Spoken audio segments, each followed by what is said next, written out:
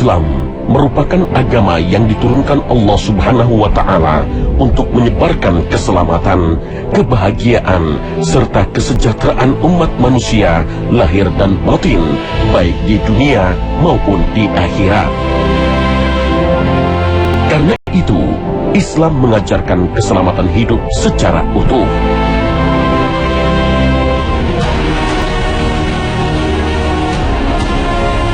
Termasuk di dalamnya adalah masalah kesehatan. Dalam bendahara Islam terdapat dua kata populer yang berarti sehat, yaitu as-sihah dan al-afiyah. Ulama menyebutkan as-sihah merupakan bentuk kesehatan yang meliputi jasmani atau lahiriah, sedangkan al-afiyah merupakan bentuk kesehatan yang meliputi rohani atau batiniah. Rasulullah Shallallahu Alaihi Wasallam diutus Allah kepada seluruh umat manusia di muka bumi, menjadi contoh dan tauladan terbaik dari segala aspek kehidupan. Dalam bidang kesehatan, Rasulullah Shallallahu Alaihi Wasallam mencontohkan pola hidup sehat yang berdasarkan wahyu dalam Al-Quran. Ajaran dan contoh pola hidup sehat beliau Shallallahu Alaihi Wasallam terangkum dalam hadis-hadis sahih yang dapat kita pelajari. Semakin banyak sejarah dan hadis Rasulullah yang kita pelajari, maka semakin bertambah kecintaan kita pada beliau, dan insya Allah akan semakin bertambah kualitas keimanan kita dalam menjalani kehidupan di dunia. Rasulullah Shallallahu Alaihi Wasallam adalah orang yang memberikan keteladanan kepada kita sampai pada masalah kesehatan. Kesehatan beliau sungguh amat sangat luar biasa, sungguh amat sangat istimewa. Terbukti dari beliau adalah orang yang sangat jarang sakit. Kalaupun sakit yang ringan dan sakit yang beratnya hanya sakit menjelang beliau wafat, itu pun hanya hitungan beberapa hari, dan itu pun masih dalam keadaan yang sebenarnya beliau masih bisa berbicara, sambil beraktivitas, bahkan Nabi masih mengeluarkan perintah, memberikan nasihat sampai beliau wafat. Terbukti bahwa Nabi sampai usia 63 tahun, Nabi SAW adalah orang yang sangat sehat. Hanya pertanyaannya adalah bagaimana beliau bisa menjadi sangat sehat. Ini tidak lepas dari pola kehidupan sehat beliau, dan ini juga tidak pernah lepas dari panduan wahyu Al-Quranul Karim.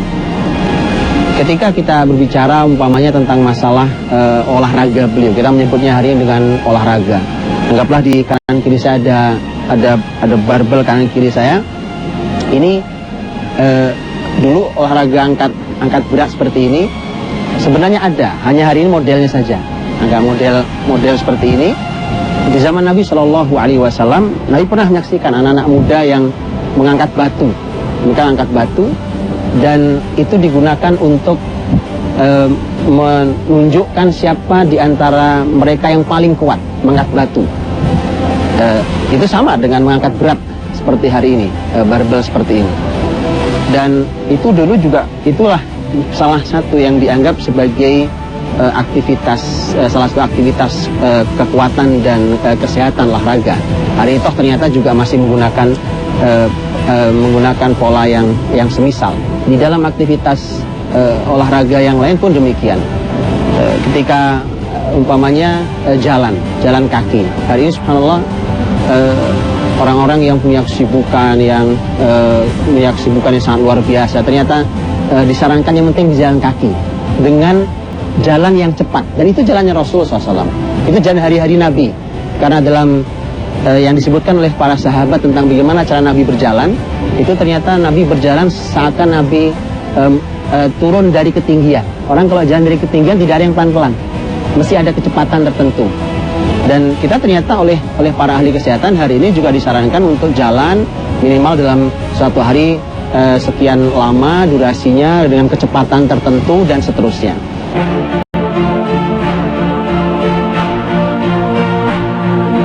Olahraga fisik memang sangat penting bagi kesehatan tubuh. Selain berjalan cepat dan berlari, Rasulullah SAW juga menyukai berbagai macam olahraga menyenangkan lainnya.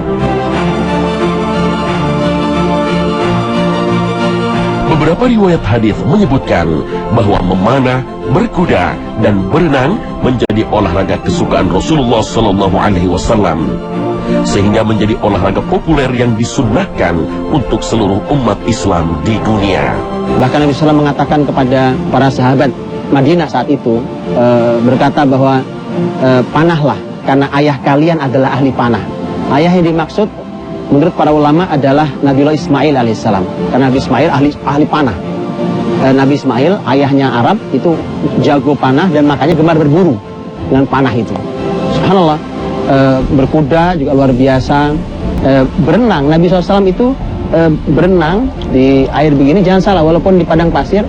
Sejarah menyebutkan Nabi itu belajar berenang itu sejak usia kecil. Waktu beliau ke Madinah, di Madinah paman-pamannya itu punya kolam renang, dan Nabi berenang di kolam renang seperti ini kurang lebih di usia kecilnya. Karenanya Umar bin Khattab radhiyallahu anhu memberikan anjuran yang kita semua sudah sering mendengarnya hari ini, alimu auladakumus sibaha wa rimaya wa rukubal khail. Ajarilah anak-anak kalian berenang. Ini permulaan yang baik, yaitu mulai berenang, karena berenang itu menguatkan nafas kita, membuat tegap badan kita, kokoh otot-otot kita. Sibaha wa rimaya memanah. Memanah perlu kekuatan untuk menarik busurnya saja, dia perlu, tali busurnya perlu kekuatan. Rimaya, rukubal khail berkuda, dia perlu banyak hal, keterampilan, keseimbangan di sana, dan seterusnya. Disampaikan oleh Umar bin Khattab 3 poin ini, dan alhamdulillah hari ini menjadi bagian yang menarik bagi aktivitas berolahraga muslimin, hanya memang harus lebih diilmui.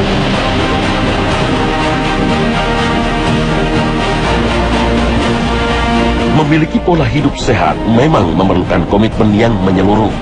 Karena selain melakukan olahraga fisik, Rasulullah SAW juga menjaga betul pola makan dan minum tiap harinya. Beliau SAW memperhatikan segala unsur makanan yang diperlukan tubuh. Segi kualitas dan kuantitas makanan hingga campuran bahan-bahan makanan menjadi poin penting untuk selalu menjaga pola hidup sehat beliau SAW. Beliau senantiasa mendapat panduan menjaga pola makan ini melalui wahyu yang difirmankan Allah Subhanahu wa Ta'ala dalam Al-Quranul Karim. Rasulullah SAW menganjurkan seluruh umatnya membagi ruang perutnya dengan cermat. Bahkan beliau menyebutkan untuk mengkonsumsi makanan secukupnya dan hanya sebatas untuk mengembalikan energi saja. Dalam hadis, beliau SAW bersabda, "Tidaklah seorang anak Adam mengisi sesuatu yang lebih buruk dari perutnya sendiri. Cukuplah bagi anak Adam beberapa suap yang dapat menegakkan tulang punggungnya. Jikapun ingin berbuat lebih, maka sepertiga untuk makanan, sepertiga untuk minum, dan sepertiga lagi untuk nafasnya." Hadis riwayat Tirmizi dan Ibnu Hibban. Inilah bentuk pola makan dan minum yang dicontohkan oleh beliau yang mulia Sallallahu Alaihi Wasallam. Bercermin dari kebiasaan pola makan dan minum Rasulullah akan memberi efek yang sangat baik bagi kesehatan tubuh kita sebagai umatnya. Bukan hanya soal nutrisi dan asupan gizi yang masuk dalam tubuh, Rasulullah Sallallahu Alaihi Wasallam juga memperhatikan betul hukum halal dan haram dari tiap makanan yang akan dikonsumsi.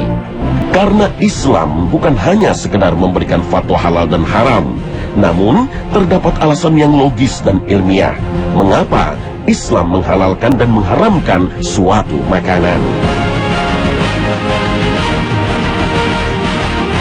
Tahukah Anda, ternyata Rasulullah SAW juga mengajarkan ukhuwah Islamiyah dalam panduan pola makan dan minum. Pola makan seperti ini ternyata banyak ditiru oleh beberapa anak-anak kita yang menjalani pendidikan di asrama Islam atau pondok pesantren.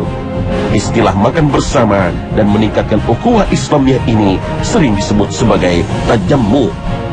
Ini bukanlah hal yang sepele, karena dengan makan bersama dan meningkatkan ukhuwah Islamiyah dengan bercengkrama bersama sahabat sesama muslim akan memunculkan keberkahan dari Allah Subhanahu wa Ta'ala. Keberkahan inilah secara ajaib akan mengenyangkan perut serta memberi kebahagiaan dan kenikmatan dalam menyantap makanan. Rasulullah SAW makan sehat semua. Kalau kita lihat Nabi makan daging, Masya Allah. Minum susu, Masya Allah. Minum air putih. Begitu makan korma kita tahu kualitasnya, zaitun, buahnya ataupun minyaknya. Kemudian Nabi makan sayur-sayuran. Salah satu sayur yang Nabi suka adalah sayur labu. Salah satu sayur Nabi suka. Juga timun, Nabi juga suka. Subhanallah, sehat semuanya. Buah-buahan, belum buah-buahan. Di antaranya Rasulullah SAW ketika beliau sahabat menyampaikan bahwa saya suka melihat Nabi SAW makan rutop dicampur dengan mentimun. Ini menarik untuk dikaji oleh para ahli nutrisi. Jangan sampai ada generasi kita tidak suka makanan yang tidak disukai Nabi. Maka sebenarnya menarik mendidik anak dengan memulai mencintai Nabi SAW. Karena nanti anggaplah anak kita tidak suka sayur, kemudian kita katakan bahwa Rasul suka sayur, nah dia akan makan sayur insya Allah. Itu menarik, menanamkan cinta Nabi dan menanamkan hidup sehat. Jadi jangan sampai tidak suka dengan apa yang disukai Nabi. Nabi suka susu kambing, Nabi suka dengan daging kambing. Nabi, subhanallah, makanan-makanan yang sangat sehat. Jadi mari kita cintai apa yang dicintai Nabi SAW. Karena ternyata apa yang disukai Nabi bukan sekadar pilihan manusia biasa. Ini pilihan manusia yang sangat sehat, yaitu Rasulullah Muhammad SAW. Belum lagi nanti pola makan. Umpamanya Nabi SAW pernah didatangi oleh seseorang dan orang itu mengadu ke Rasul. Ya Rasulullah, saya ini makan tapi kok tidak kenyang-kenyang ya. Jadi sudah makan banyak tapi kok tidak kenyang. Kata Nabi, jangan-jangan kalian ini makannya sendiri-sendiri. Sana makan sendiri, sana makan sendiri. Kata Nabi, makanlah kalian bersama-sama. Makan bersama-sama. Konsep makan bersama itu ternyata ada tema barokah yang luar biasa. Yang barokah luar biasa. Dan itu ternyata ada hubungan dengan orang kenyang. Kita makan tidak kenyang-kenyang, makan nambah terus, kita tahu efeknya. Kita akan nambah berat badan yang luar biasa. Tapi orang makan dengan cepat kenyang, Masya Allah, itu dari hasil dari barokah itu.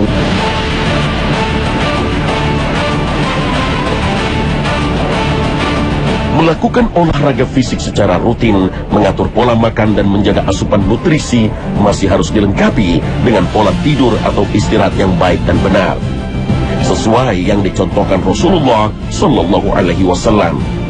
Kesibukan pekerjaan yang super padat memang membuat tubuh kita lelah. Beberapa orang biasanya akan langsung mengambil jalan pintas dengan cara tidur berjam-jam untuk mengembalikan stamina mereka. Namun hal tersebut sama sekali tidak benar. Bahkan ahli kesehatan dunia pun menyebutkan bahwa tidur berlebihan bukanlah tidur yang berkualitas dan hanya akan menjadikan tubuh kita semakin lemah dan tidak produktif. Tidur seharusnya berarti istirahat. Mengistirahatkan tubuh, akal, otak, dan seluruh organ harus dalam kondisi yang nyaman. Maka dengan istirahat dengan tidur, tubuh seharusnya menjadi segar dan bersemangat. Rasulullah Shallallahu Alaihi Wasallam betul-betul mencontohkan pola tidur yang sangat sesuai. Tidur itu seharusnya sama dengan istirahat. Istirahat, badan kita perlu istirahat, akal kita perlu istirahat, otak kita ini bekerja seharian perlu istirahat, semua organ dalam tubuh kita juga perlu istirahat, harus diistirahatkan. Ketika kita tidur tapi tidak istirahat, yang menjadi masalah adalah bahwa ketika kita bangun, kita belum istirahat. Makanya tetap lemah, tetap merasa lesu, tidak bersemangat. Kemudian harus ditumpuk lagi dengan aktivitas yang melelahkan fisik dan melelahkan otak luar biasa. Bagaimana istirahat pola Nabi Shallallahu Alaihi Wasallam? Mari kita lihat contohnya. Dan ini harus kita biasakan. Rasulullah SAW, Nabi itu tidak suka tidur larut malam. Itu bukan kebiasaan Rasul kita. Yang kedua Nabi Shallallahu Alaihi Wasallam itu karena tidurnya tidak larut malam, maka bangunnya sangat cepat. Nabi SAW bangun cepat sekali. Nabi itu bangun di tengah malam atau kurang atau lebih sedikit. itu aktivitas Nabi bangun. Jadi bangun Nabi jauh sebelum waktu fajar. Kemudian dengan itulah maka kemudian sehat. Dan ternyata itu seiring dengan penelitian hari ini, ternyata seiring juga dengan grafik kerja otak dan seterusnya. Kemudian yang berikutnya adalah bahwa Rasulullah Shallallahu Alaihi Wasallam ketika Nabi istirahat, Nabi perhatikan adab tidur, ada doa, ada apa yang dibaca, ada posisi Nabi tidur. Pelajari itu, karena itu ternyata begitu diteliti luar biasa. Nabi miring ke kanan itu, jantung kita di sebelah kiri kita. Biarkan dia memompa dengan leluasa saat kita istirahat, gitu. Memulihkan kembali peredaran darah yang seharian sudah lelah. Kalau kita tidur sebelah kiri, dia tertekan dia. Begitu dia tertekan sebelah kiri kita, maka jantung akan bekerja sangat sulit. Subhanallah, Nabi tidur ke kanan saja ada penelitiannya hari ini. Di dalam tidurnya beliau memerintahkan untuk mematikan lampu.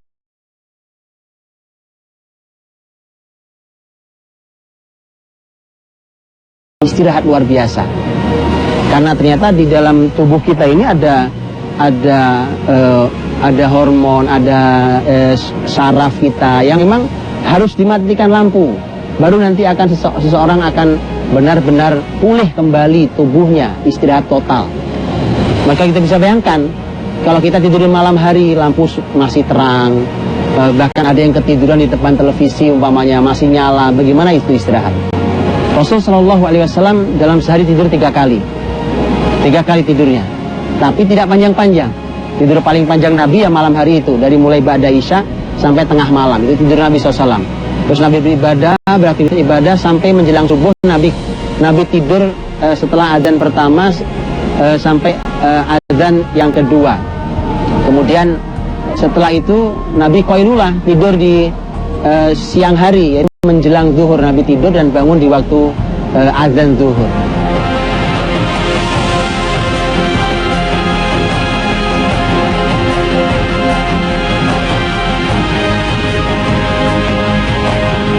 Pemirsa Khalifah yang dirahmati Allah Subhanahu wa taala, pola hidup sehat seperti yang dicontohkan Rasulullah Shallallahu alaihi wasallam tentunya akan semakin optimal jika kita sebagai umat beliau senantiasa memiliki hati yang terbebas dari berbagai penyakit yang akan mengurangi keberkahan dalam hidup kita, seperti iri, dengki, benci, dendam, dan prasangka buruk.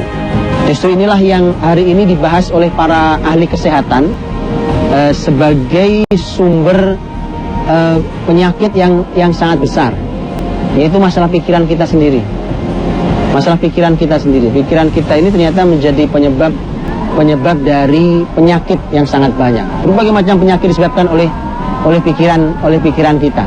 Selalu gelisah, bahkan contoh orang yang oleh Nabi disebut sebagai calon penghuni surga dan diikuti oleh Abdullah bin Amr bin As radhiyallahu anhuma, sampai ke rumahnya ingin tahu apa sebabnya orang ini dijamin masuk surga.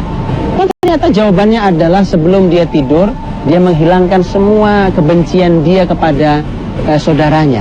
Menarik bukan? Bahwa orang sebelum tidur hilangkan semua beban, kebencian, kemarahan, hilangkan, kemudian tidur malam hari. Istirahat luar biasa, hati yang sangat tenang. Ini mudah-mudahan menjadi bagian dari pelajaran buat kita tentang beginilah Rasul Shallallahu Alaihi Wasallam, Rasul kita yang ternyata hidupnya sangat amat teratur, dan karenanya tidak heran kalau kita menjumpai Rasul adalah manusia yang paling sehat.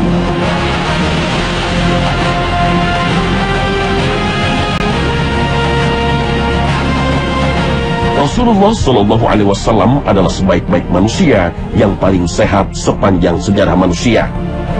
Bahkan di masa senja, beliau Shallallahu Alaihi Wasallam masih dapat memimpin umat dan berdakwah tanpa berkurang tenaganya sedikit pun. Racun ganas dalam daging yang sempat beliau kunyah pun tidak berhasil membunuh beliau seketika. Kurma dan madu yang rutin beliau konsumsi berhasil menjadi penangkal racun paling baik dan memperkuat daya tahan tubuh.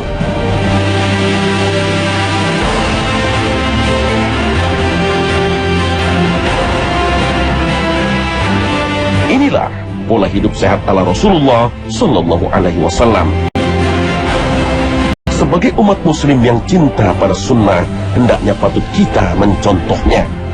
Karena hidup kita senantiasa akan jauh lebih berkualitas dan insya Allah mendapatkan keberkahan dari Allah Subhanahu wa Ta'ala. Dengan begitu, insya Allah hidup kita di dunia dan di akhirat akan senantiasa diliputi kebahagiaan dan ketenteraman. Allahu Ta'ala a'lam bis-shawab.